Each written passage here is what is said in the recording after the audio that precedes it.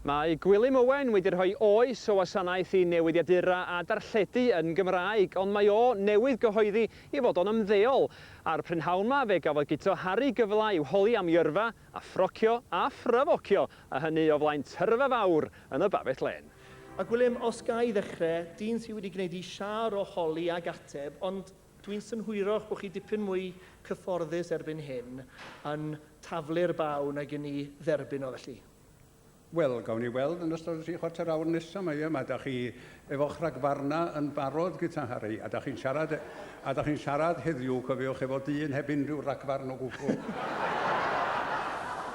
A dwi'n siarad fel dyn, dwi'n holi fel dyn sy'n cynrychioli gymaint o bethau sy'n atgas I chi. Dwi'n gynnyrch un o ysgolion Cymraeg dwyieithog y Deddwyren wedi croesi'r ffin i'r coleg yn aelod o'r grŵp afiach yna'r cyfryngis yng Nghaerdydd. Da chi wedi lladd ar bobl fel fi ag eto cyflogi bobl fel fi'n do? O gen i'n dewis o'n i'n cael yng nghyflogi gan nhw fy hun yn dweud hwn, ac wedyn o'n i'n siarad efo 2 lais weithiau. Dwi'n meddwl bod i rioed wedi bod yn feirniadol ohonoch chi fel cyfryngu. Falle mod I wedi bod yn feirniadol ohonoch chi fel rhywun o'r Deddwyrain, achos dwi ddim wedi cael fy llwyr berswadio gan athroniaeth fawr bod dyfodol Cymru a'r Gymru Gymraeg yn arbennig yn y Deddwyrain. Dwi'n credu bod dyfodol y Gymru Gymraeg yn ei hardaloedd cynhenid, ac mae'n fanod dyla'n pwyslais ni bod, a bod y pwyslais wedi mynd yn ormodol ar y Deddwyrain.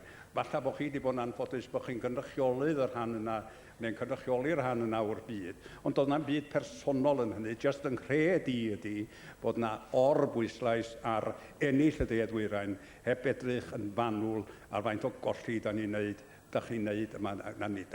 fel cenedl yn yn hardaloedd gwledig Cymraeg a Chymreig sydd yn prysur farw. Pe bai chi wedi arddel y bregaeth yna Gwilym, fyddech chi ddim wedi treulio cymryd y choes yng Nghaerdydd, wedi ennill eich baramenyn yn y cyfryngau, nid trwy ffermio. Fyddech chi ddim wedi derbyn gwys gwen ar ôl degawdau o gicio yr orsedd a'r Steddfod. Fyddech chi ddim wedi derbyn cymrydoriaeth gan Fangor ar ôl brolio am cyhyd eich bod chi wedi gadael yna heb radd. Sut mae dod â'r pethau yma ynghyd fel bod yna darlun cyson o Gwilym Owen? Wel, mae'r darlun yn berffaith gyson ar ei Gwilym Owen ddim newid o gwbl I gael gwys gwen, coban wen gan yr orsedd gan mo chi'n edliw honno I mi.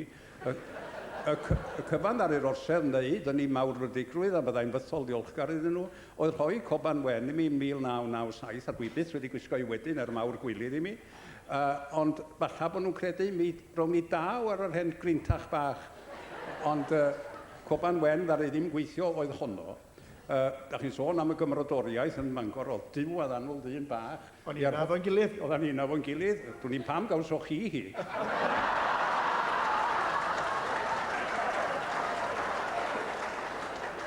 Ond dwi'n gwybod pam ges I hi, am ofyn I heiddi hi.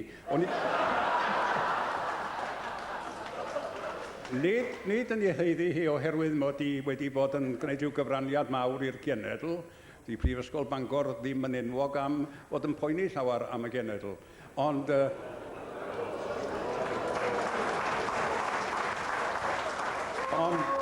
oedden nhw'n credu, da chi'n gweld, mi ddyliwn I fod wedi cael gradd ym 1953, taswn I wedi gweithio. Ond mi ddudodd Sir Thomas Parry wrthai bod yr amser wedi dod I fi a Prifysgol Bangor, Prifysgol Cymru Bangor, fel oedd I bryd hynny, I ddeud ffarwel wrth yn gilydd. A ffarwel fi o hi. 105 o blynyddoedd yn ddiweddarach, mi ges I fynd ar lwyfan y PJ gael cymrodoriaeth. Da chi'n meddwl mod I wedi disgwyl yn ddigon hir?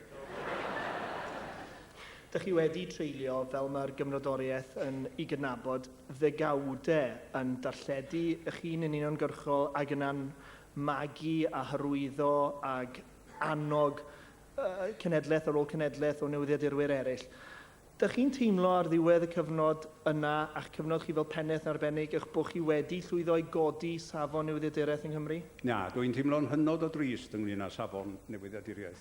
Newyddiaduraeth Gymraeg yng Nghymru. Mae y safon wedi aros yn ei unfan mewn darlledu ag mewn print. Yn anffodus, does ganddo ni ddim gwasg na chyfryngau sydd yn deilwng o wlad sydd yn symud meddan nhw tuag at ei hannibyniaeth. mi ddylia bod yn newyddiaduriaeth ni yn llawer iawn cryfach, yn llawer iawn mwy dadansoddol, yn gofyn y cwestiynau i'r criw na sydd yn cyfarfod yn y bain yng Nghaerdydd, yn mynd codi y crach ddylu bod yn cael ei codi ynglyn â'r hyn maen nhw'n wneud, neu falle'n bwysicach yr hyn maen nhw ddim yn ei wneud.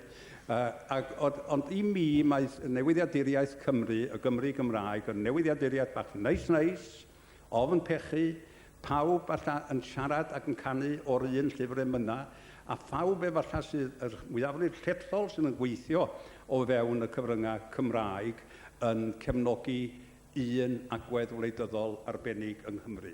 Ac oherwydd hynny, dwi'n bryderus iawn ynglyn â dyfodol newyddiaduriaeth Gymraeg.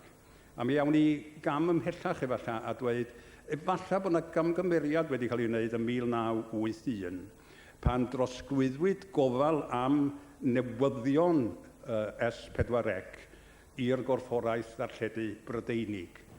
Pan oedd yna gyfle i greu rhywbeth newydd i Gymru fel rhyw fath o ITN Cymraeg, fydda'n wedi priodi ystafell newyddion HTV, oedd wedi bod yn cynhyrchu rhaglen newyddion bob nos am 6 o'r gloch, am 1 mlynedd ar 15.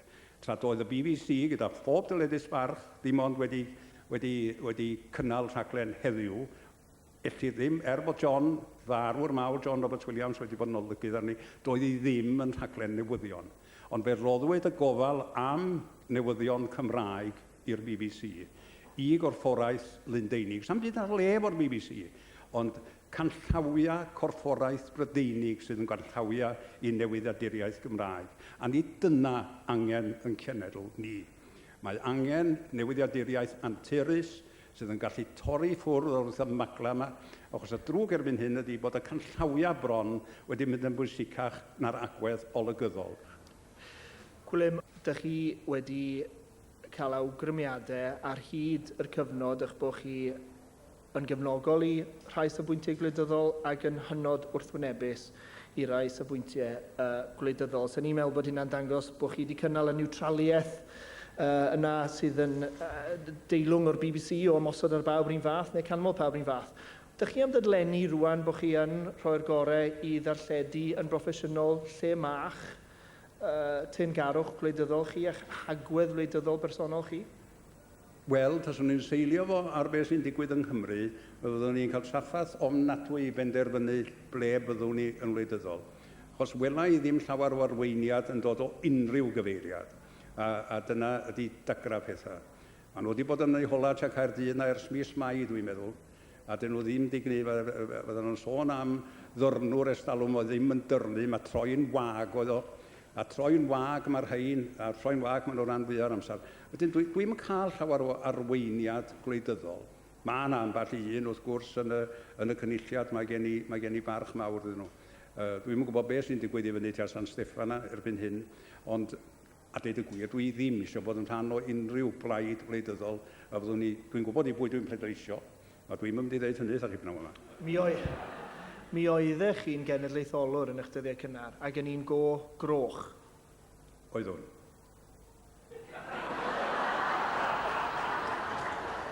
A glynu at y past tense dyn ni fama? Dych chi'n genedlaetholwr rwan, fel dyn sydd wedi byw a bod trwy i oes yng Nghymru? Wrth gwrs, mae Cymru a Cymreictod yn bwysig i fi. Dwi ddim yn bleidiwr, os da chi'n gofyn hynna i mi. Ond mae'r Gymraeg a bywyd y genedl a'i dyfodol i yn bwysig. Ymateb nodweddiadol onest gan Gwilym Owen. I fi